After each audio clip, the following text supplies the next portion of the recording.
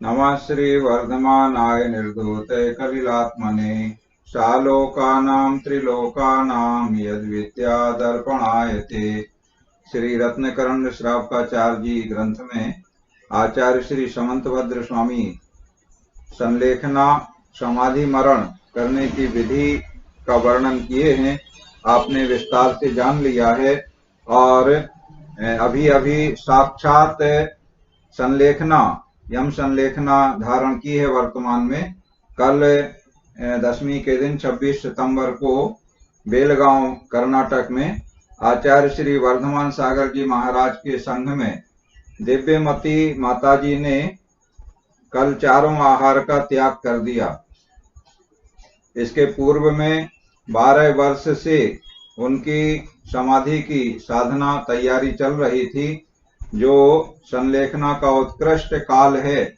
12 वर्ष पूर्व उन्होंने नियम लिया था 12 वर्ष की संलेखना का, और कल 12 वर्ष पूर्ण हो गए तो कल उन्होंने अपना अंतिम आहार लिया और आहार में उन्होंने केवल जल ग्रहण किया।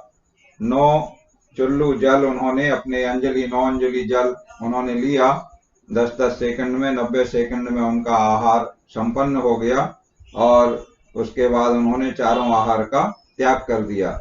अब निर्यापक आचार्य वर्तमान आचार्य श्री वर्धमान सागर जी महाराज उनको संबोधन कर रहे हैं। माता जी स्वस्थ हैं, बहुत अच्छी हैं और अच्छी तरह से उनकी साधना चल रही है। स्वयं अपने आप में जागरूक हैं, सतर्क हैं और संघ के सभी साधु आर्यिका माताएं सभी उनको अच्छे तरीके से जैसा संलेखना का विधान बताया गया है, अभी आप लोग समझ रहे हैं, उस प्रकार से वह पूरी विधि पूर्वक चैतन्य अवस्था में उन्होंने चारों आहार का त्याग करके उपवास ग्रहण कर लिया है अपने संपूर्ण जीवन काल के लिए। तो ऐसे महान आत्माएं वर्तमान में विद्यमान हैं, उनकी हम सबको अनुमोदना करना चाहिए और ऐसी भावना बनना चाहिए कि इस प्रकार की संलेखना अंत समय में धर्म को अपने साथ ले जाने में जो समर्थ है, तप का फल जिससे पूर्ण प्राप्त होता है, ऐसी संलेखना हम सबके जीवन में भी प्राप्त हो। अब आज हम समझ रहे हैं संलेखना के 5 अतिचार क्या होते हैं। इन अतिचारों से हमें बचना चाहिए। श्लोक नंबर 129 में संलेखना के 5 अतिचार समझेंगे और श्लोक नंबर 130 में संलेखना धारण करने का फल क्या होता है, ये हम आज समझेंगे।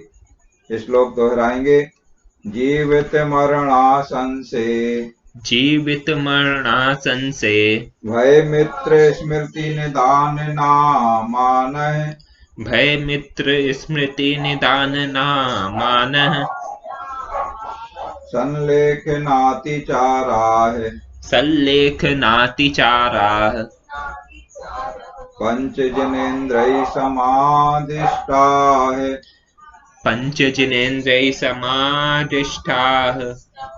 देखो, जिस प्रकार अन्य सभी व्रतों के अतिचार बताए गए, 12 व्रतों के 5-5 अतिचार और सम्यक दर्शन के 5 अतिचार बताए गए, उसी प्रकार संलेखना के भी 5 अतिचार यहाँ बताए जा रहे हैं। जीवित मरणासंसे, इसमें 2 अतिचार शामिल हैं, जीवित आशंसा और मरण आशंसा। माने जिसने संलेखना का नियम ले लिया, जैसे अभी हमने आपको बताया वर्तमान की ताजी घटना, कल 26 सितंबर को दिव्यमती माता जी ने संलेखना यम संलेखना का नियम ले लिया, चारों प्रकार के आहार का त्याग कर दिया है। तो ऐसे संलेखना लेने के बाद जीवित आशंसा, अभी तो मेरा शरीर सबल है, मेरा स्वास्थ्य अच्छा है, तो मैं ज्यादा समय जीवित रहूं, इस प्रकार का मन में भाव करना, ये पहला अतिचार कहलाएगा। या कोई साधु या श्रावक संलेखना का नियम जिन्होंने ले लिया और उनको बहुत वेदना हो रही है, बहुत पीड़ा हो रही है शरीर में, या कष्ट हो रहा है, या भूख प्यास की बाधा सता रही है, तो हे भगवान जल्दी हमारे प्राण निकल जाएं, जल्दी छुटकारा मिल जाए इन कष्टों से, इस प्रकार का मन में भाव आ जाए, या इस प्रकार से वचन से कहें, या इस प्रकार की क्रिया मन वचन काय से कैसे भी होती है, तो यह मरणासंसा नाम का दूसरा अतिचार कहलाएगा। जैसे संलेखना की भावना, समाधि की भावना भाते हैं, तो उसमें भजन में विनती में बोलते हैं ना कि जीने की ना हो इच्छा, मरने की ना हो वांछा, तो ये अतिचार ना रहें। इसलिए जीवित आशंसा और मरण आशंसा, ये दो अतिचार। तीसरा अतिचार है भय, भयभीत नहीं होना। देखो आचार्य श्री समंतभद्र स्वामी ने 5 अतिचारों में भय को शामिल किया है। अन्य आचार्यों ने भी जो वर्णन किया है संलेखना के अतिचारों का, जैसे तत्वार्थ सूत्र में हम देखते हैं, उसमें भय नाम का अतिचार नहीं है। तत्वार्थ सूत्र में जो सूत्र आया है, जीवित मरणा संसा मित्रानुराग सुखानुबंध निदानानि, तो उसमें भय शामिल नहीं किया है। इसमें आचार्य श्री समंतभद्र स्वामी ने भय को भी शामिल किया है।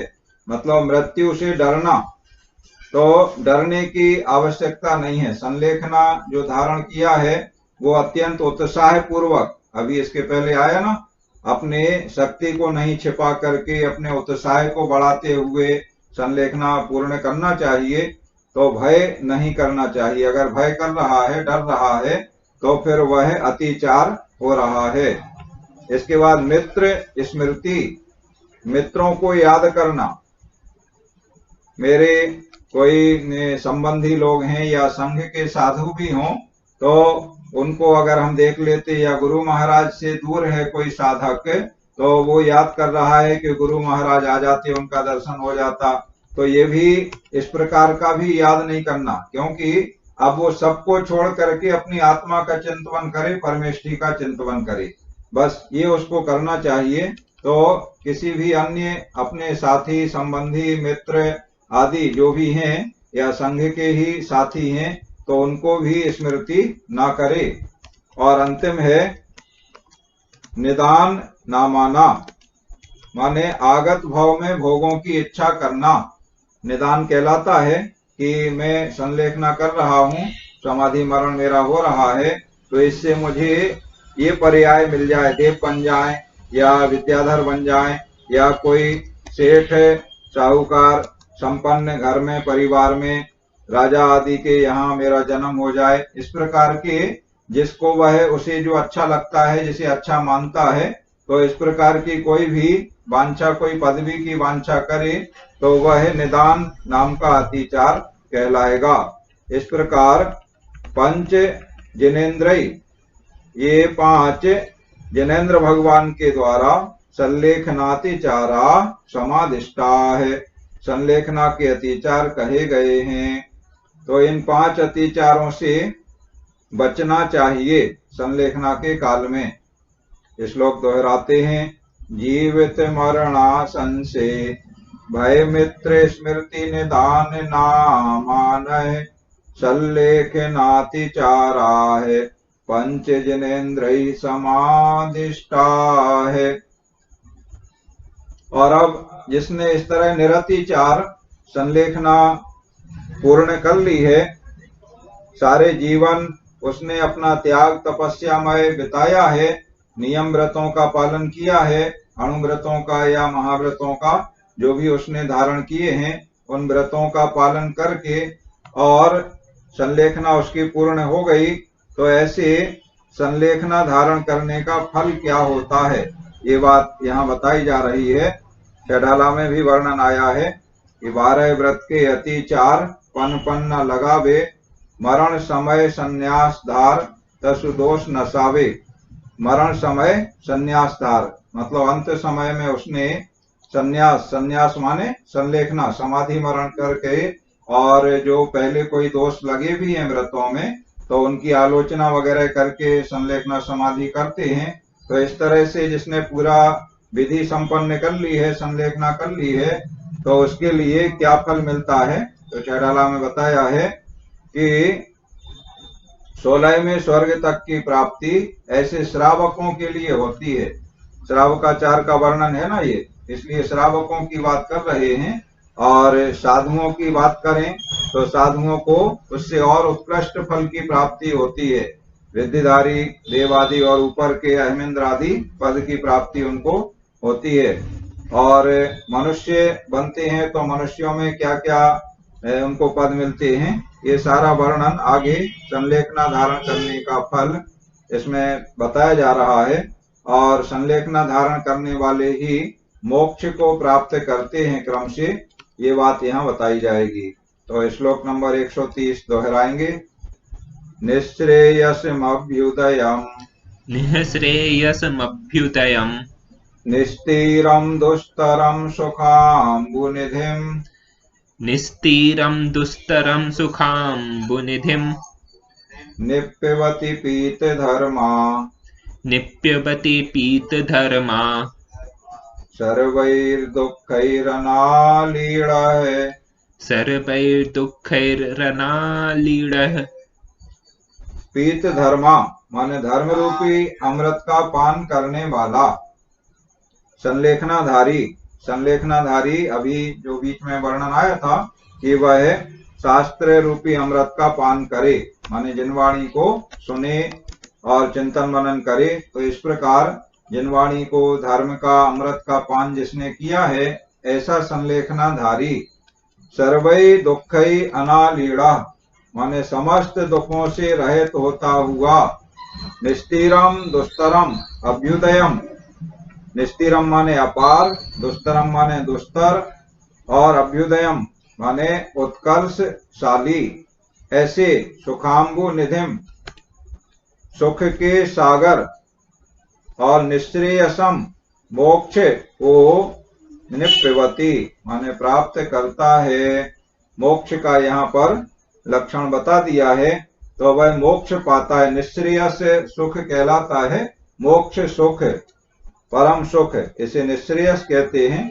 और अभ्युदय कहलाता है संसार के सुख। तो दोनों प्राप्त होते हैं, अभ्युदय की प्राप्ति भी होती है और निश्रेयस की प्राप्ति भी होती है। किसके लिए? संलेखना धारण करने वाले के लिए। सफलता पूर्वक जो संलेखना करते हैं उन्हें अल्प काल में ही माने कुछ पर्यायों के बाद निर्वाण की प्राप्ति हो जाती है। तो जब तक निर्वाण की प्राप्ति नहीं हुई, मोक्ष की प्राप्ति नहीं हुई, तब तक उन्हें संसार के जो अभ्युदय हैं, संसार के सुख हैं, वे प्राप्त होते हैं और फिर निश्रेयस मोक्ष की प्राप्ति होती है। एक बार अर्थ फिर से देख लें। धर्म रूपी अमृत का पान करने वाला संलेखनाधारी। सर्वै दुःखै अनालीढ़ माने समस्त दुखों से रहित होता हुआ। निस्तीरम दुस्तरम अभ्युदयम, निस्तीरम माने अपार, दुस्तरम माने दुस्तर, अभ्युदयम माने उत्कर्षशाली। ऐसे अपार दुस्तर अभ्युदयशाली सुखाम्बु निधिम सुख के सागर स्वरूप। निश्रेयसम माने मोक्ष को निप्यवती प्राप्त करता है। श्लोक एक बार दोहरा लेते हैं। निश्रेयसमभ्युदयम् निस्तीरं दुस्तरं सुखाम्बुनिधिं निप्यवति पीतधर्मा सर्वैर्दुःखैरनालीढ़। इस प्रकार आज आपने संलेखना के 5 अतिचार समझ लिए और संलेखना धारण करने वाले को क्या फल प्राप्त होता है। तो निश्रेयस माने मोक्ष सुख की प्राप्ति होती है, ऐसा आपने महाफल देने वाले संलेखना का वर्णन यहाँ तक पूरा समझ लिया है। अब आगे मोक्ष कैसा होता है, जो संलेखना धारण करने वाले को प्राप्त होता है मोक्ष, तो उस मोक्ष के बारे में आगे के श्लोकों में वर्णन आएगा। मुक्त जीव कैसे रहते हैं, उनमें कैसे कौन से गुण होते हैं, कैसी उनकी शोभा होती है, और साथ में ये भी बताया जाएगा कि संलेखना धारण करने से इंद्र आदि जो संसार के अभ्युदय, जो अभी हम बात बता रहे थे, तो ऐसे देवों के स्वामी इंद्र बनने रूप या मनुष्यों के स्वामी बनने रूप जो अभ्युदय हैं संसार के, वो भी संलेखनाधारी प्राप्त करता है।